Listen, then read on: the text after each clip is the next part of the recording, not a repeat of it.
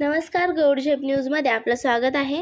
पाचोरा तालुक्यातील सातगाव डोंगरी येथील सामाजिक कार्यकर्ते गजानन भाऊ लादे यांच्या वाढदिवसानिमित्त सामाजिक कार्यक्रमांचे आयोजन करण्यात आले होते। त्यात 1ली ते 7वी पर्यंतच्या जिल्हा परिषद शाळेच्या विद्यार्थ्यांचा मेडल देऊन गुणगौरव करण्यात आला। पहिले 3 विद्यार्थ्यांचा यात समावेश होता। यामुळे शाळेत उत्साहाचे वातावरण होते। तसेच ग्रामस्थांसाठी मोफत आरोग्य शिबिराचे आयोजन सुद्धा करण्यात आले। सान्वी डेंटल क्लिनिक पिंपळगावचे डॉक्टर दिनेश एस.आर. पवार यांच्या सौजन्याने दातावरील सर्व निदान करण्यात आले। तसेच डॉक्टर चरणदास नाईक आणि राजेंद्र चौधरी यांच्या सेवेतून जपान टेक्नॉलॉजी बॉडी स्कॅनर मशीनद्वारे तपासणी व आरोग्य विषयक मार्गदर्शन मिळाले। डॉक्टर पंकज पाटील यांच्या शिवम लॅबोरेटरी सातगाव डोंगरी तर्फे ब्लड ग्रुप तपासणी करण्यात आली। या शिबिरात जवळपास 350 ते 400 ग्रामस्थांनी लाभ घेतला।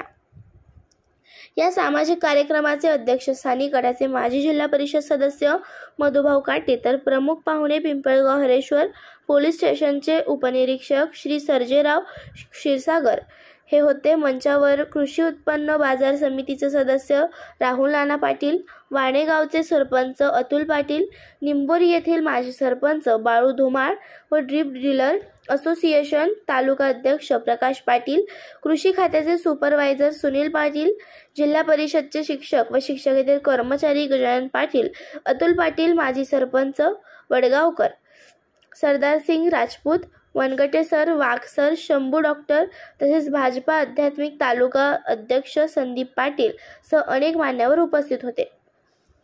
परिसरातील पत्रकार, राजकीय क्षेत्रातील आणि ठिबक व्यावसायिक मित्रमंडळ मोठ्या संख्येने हजर होते। या निमित्ताने असलेल्या आरोग्य शिबिराचा गावकऱ्यांनी चांगला लाभ घेतला याचे समाधान आहे असे गजानन भाऊ लादे यांनी सांगितले आणि आभार मानले। आलेल्या सर्व मान्यवरांनी गजानन भाऊ लादे यांच्या सामाजिक कार्याबद्दल आपल्या मनोगतातून उजाळा दिला। सूत्रसंचालन सुरेश कदम सर यांनी केले होते। या निमित्ताने विद्यार्थी आणि आपल्या सर्वांनी प्रीतिभोज याचा आनंद घेतला।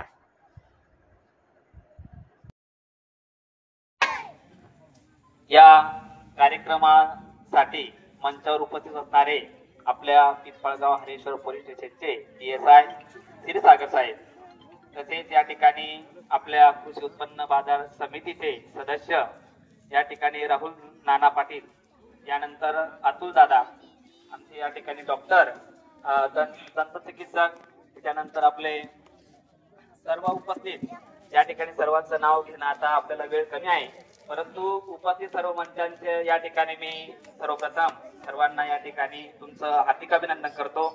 यानंतर या कार्यक्रमासाठी उपस्थित समोर बसलेले गजानन भाऊ यांच्यावर प्रेम करणारे सर्व मित्रमंडळी आणि विद्यार्थी मित्र सर्वांना या ठिकाणी मी मनापासून नमस्कार करतो।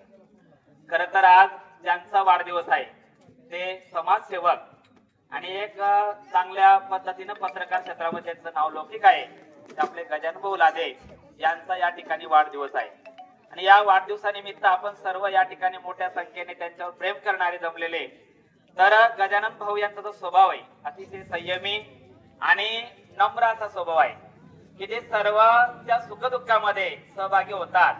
आपल्या एका शेतकरी कुटुंबामध्ये त्या व्यक्तीचा जन्म झाला आणि एक ते हलाखीच्या परिस्थितीमध्ये 2-2.5 एकर जमीन, कोरडाऊ जमीन, एक साधं घर, 4 बहिणी आणि एकटा भाऊ, अशा या माणसाने आपल्या जीवनामध्ये शून्यातून विश्व निर्माण केलं।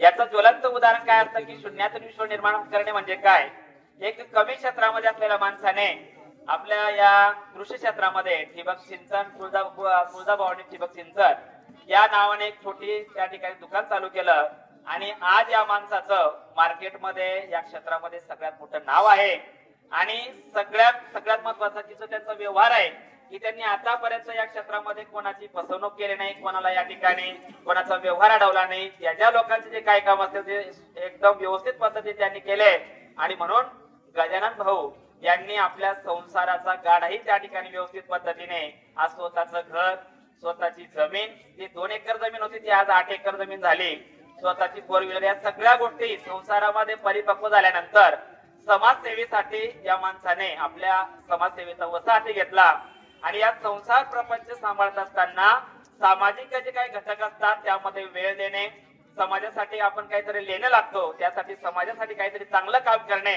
हा गजानन भाऊचा त्या ठिकाणी मुख्य हेतू असतो आणि कुठल्याही सामाजिक कार्यामध्ये हा माणूस त्या ठिकाणी अग्रसर असतो आणि म्हणून या गजानन भाऊंच्या या वाढदिवसानिमित्त आपण सर्वजण एवढ्या मोठ्या संख्येने जमलात. कोणी कोणासाठी या ठिकाणी वेळ द्यायला वेळ नसतो, परंतु जो माणूस काहीतरी समाजासाठी चांगलं काम करतो त्या व्यक्तीसाठी वेळ देणं सुद्धा तितकंच महत्वाचं आहे आणि ते काम आपल्या गजानन भाऊंनी केलं म्हणून त्यांच्यासाठी एकदा जोरदार टाळ्या वाजवायच्या. गजानन भाऊ यांच्या वाढदिवसानिमित्त सातगाव डोंगरी आपल्या शाळेच्या आवारामध्ये आपण त्यांना शुभेच्छा देण्यासाठी हा कार्यक्रम ठेवलेला आहे. या ठिकाणी आपले जिल्हा परिषद सदस्य माननीय श्री मधुकरावजी काठे अध्यक्षपदी उपस्थित आहेत. तसेच आपल्या परिसरातील सर्व पत्रकार बंधू, तसेच परिसरातील सर्व प्रतिष्ठित नागरिक, प्रतिष्ठित शेतकरी वर्ग, तसेच आमचे जिल्हा व सत्र न्यायालयाकडे आमचे मित्र परदेशी साहेब आणि या ठिकाणी सर्व मान्यवर उपस्थित आहेत. आपण सर्वांनी मिळून गजानन भाऊला आपण सर्वात प्रथम वाढदिवसाच्या शुभेच्छा देऊ आणि आम्ही सर्व त्यांना शुभेच्छा देत आहोत. त्यांनी स्वीकारून घ्यावा आमच्याकडून काही चुकला असेल.